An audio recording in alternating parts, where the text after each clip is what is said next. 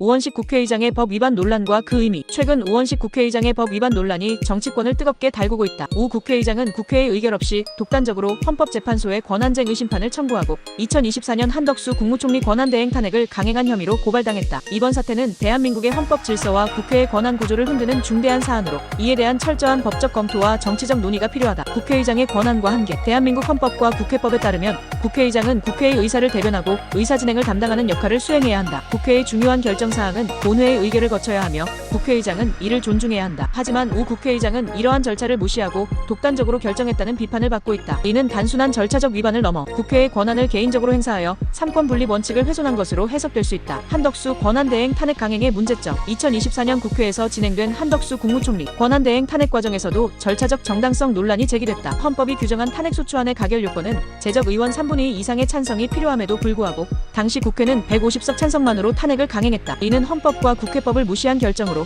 국회의장의 독단적인 판단이 헌법 질서를 위반했다는 지적을 받는다. 탄핵 절차는 대한민국의 헌정 질서에서 매우 중요한 의미를 가지며 엄격한 법적 기준을 충족해야 한다. 절차적 정당성이 결여된 탄핵은 정당성과 효력을 상실할 위험이 있다. 따라서 이번 사건은 단순한 정치적 논쟁을 넘어 국회의 권한 행사 방식과 헌법적 절차의 정당성을 재점검하는 계기가 되어야 한다. 3.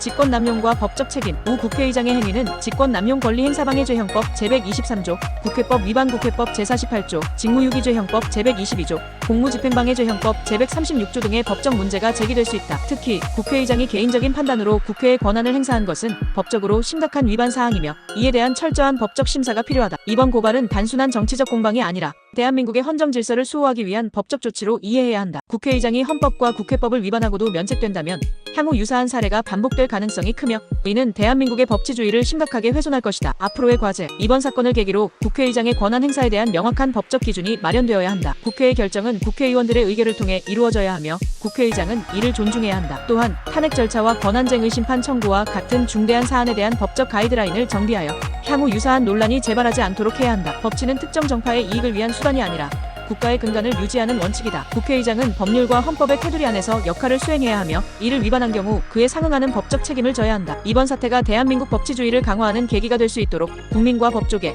정치권이 함께 철저한 검토와 논의를 진행해야 할 것이다.